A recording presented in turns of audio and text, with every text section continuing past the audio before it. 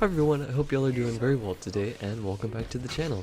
In today's video, I have some Hero Showdown gameplay for you guys, but instead of no commentary, I'm going to be talking over my gameplay, basically giving you guys an insight of what's going through my head while I play. I'll be explaining different tricks, star cards, and playstyles I'm using to help anyone learn how to fight in Hero Showdown. I'll pause certain parts of the video to help explain certain events to make it a little bit easier to understand. And with all that, let's get right into the video. So for this round, I'll be playing as Darth Maul, and the star cards I'm running are Fool Me Once, Flow Motion, and Accelerated Throw.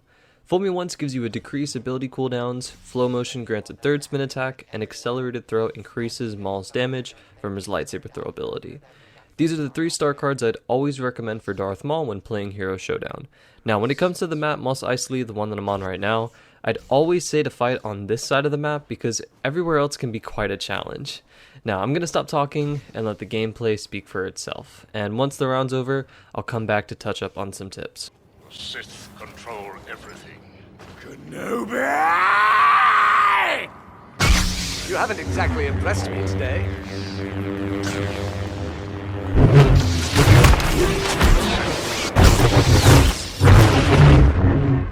Hurry up and smile. Run! You're fighting for the wrong side.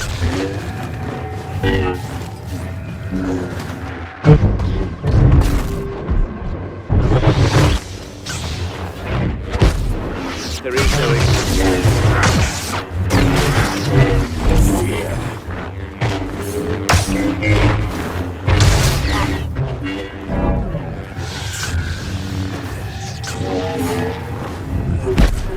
There is no death, there is the Force.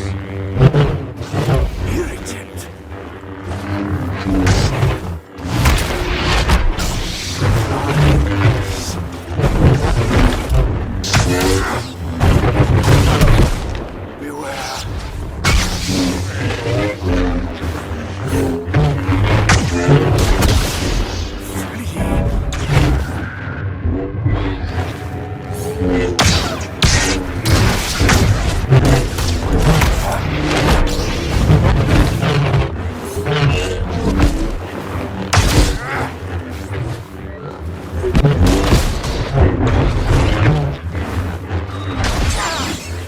So let's jump back to the start of the fight.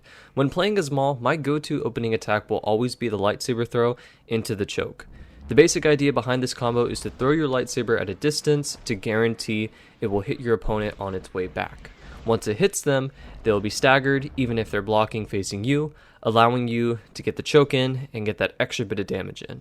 You can also follow this up with a spin attack to close the distance and do more damage, but unfortunately, I threw the Kenobi a little too far.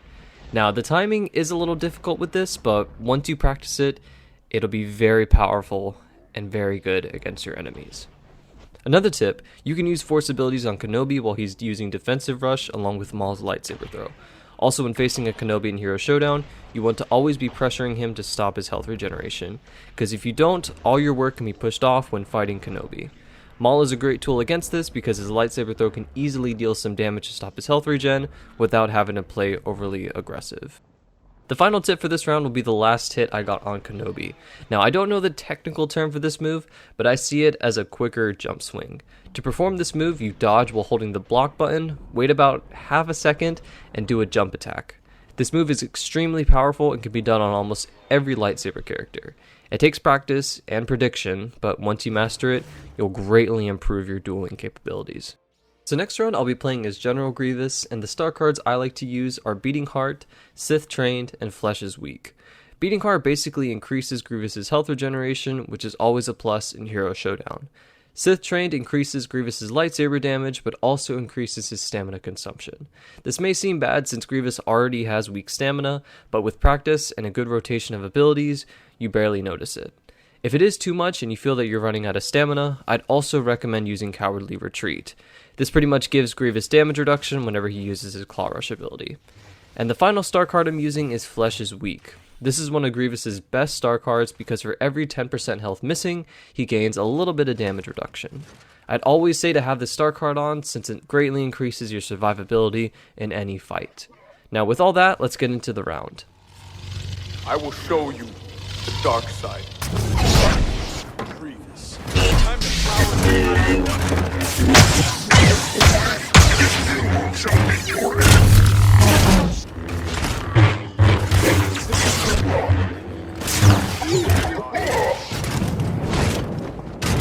Lovely. All smiling faces.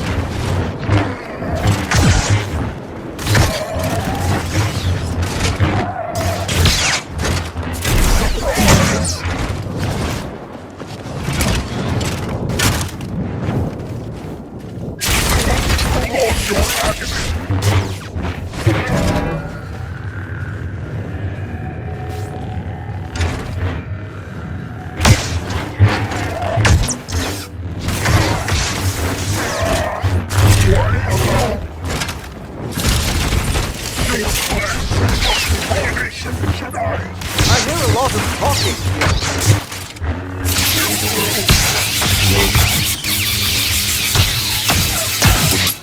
You need to stop and think things through.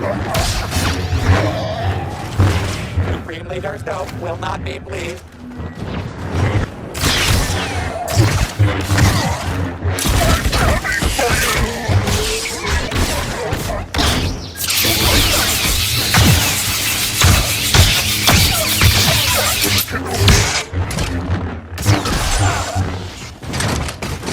So facing the Kenobi was an interesting fight.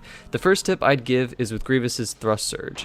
Only use this when your opponents are either jumping, out of stamina, or bad at parrying.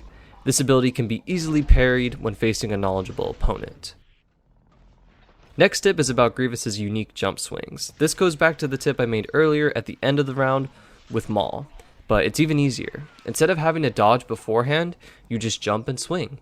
This does take some timing and practice, but it's a very strong attack. Because of Grievous's quick vertical jump, his jump swings can be used rapidly in quick successions. Using this move in trooper game modes can make fights super easy if you can get the jump on someone. By the time they react, they'd already be dead. So after finally taking out that Kenobi, another tip I can give relative to this is dodging behind your opponents. From the gameplay itself, it seemed that the Kenobi player was relatively new, and for most newer players, they have their sensitivity low. When it comes to dueling, high controller sensitivity like at max is important for quick movements. This quicker movement can let you dodge behind your opponent and turn around and hit them with an attack from behind all at once.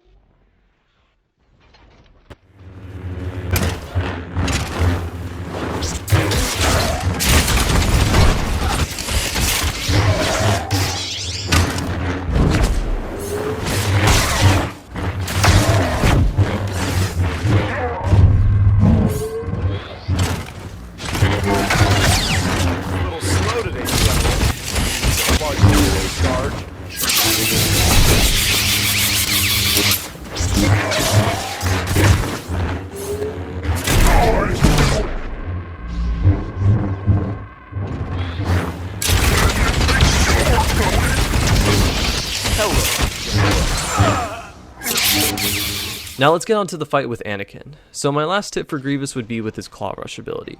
As soon as you hit your opponent with the ability, instantly cancel it. You'll see the enemy be outlined in white, showing your ability has hit them. Canceling the ability can give you the chance to follow up with a swing to deal even more damage and secure the kill. For this next round, I'm bringing out the big guns with Darth Vader. The star cards I like to use with him when it comes to dueling would be Furious Resilience, Bonus Health, and Punishing Grip. With Furious Resilience, when activating Focus Rage, you gain even more damage reduction, making enemy hits do little damage. Bonus Health is pretty self-explanatory, it gives Vader an extra 150 health at max level. And with Punishing Grip, this increases the duration of Vader's choke ability, granting more damage. Now let's get into the fight. Let the hate flow through.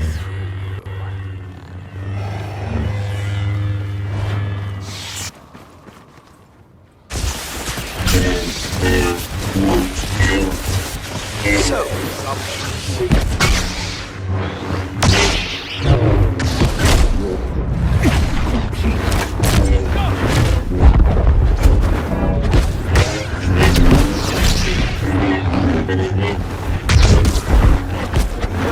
the Emperor is finished.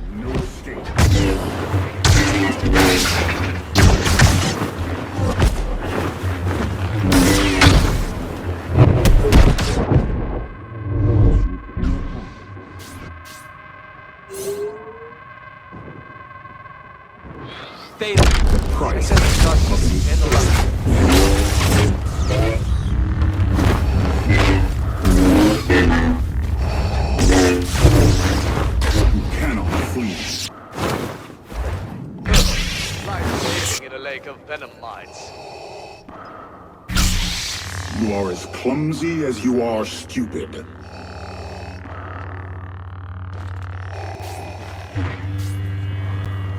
Despair consumes you.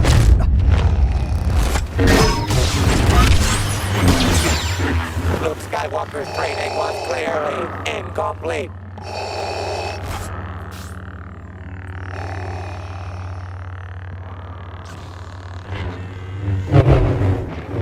Terror ravages You your want to mind. reconsider your actions.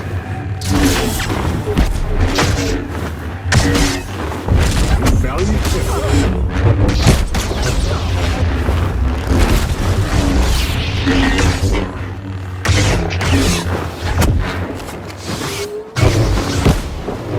Think not.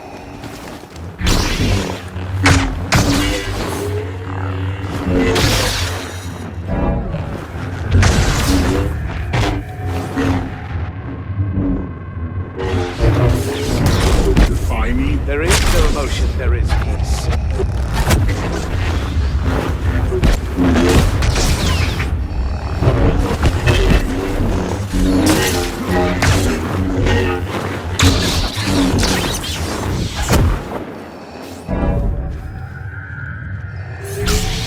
You are as clumsy as you are stupid. Sorry for that.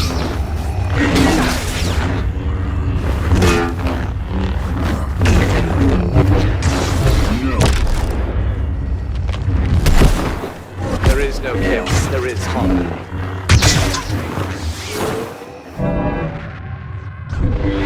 Don't mind me.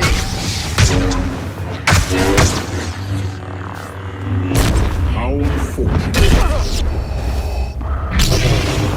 I will do what needs to be done.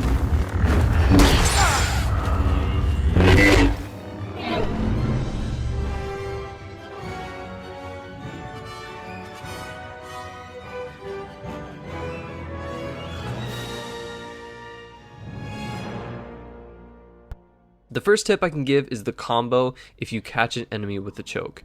It's pretty easy to do. Instead of just attacking after the choke animation finishes, go for a jump swing and then throw your lightsaber to get even more damage. Another tip, just like the first tip I gave for Maul, is you can do a combo with Vader's lightsaber throw and choke by staggering your opponent.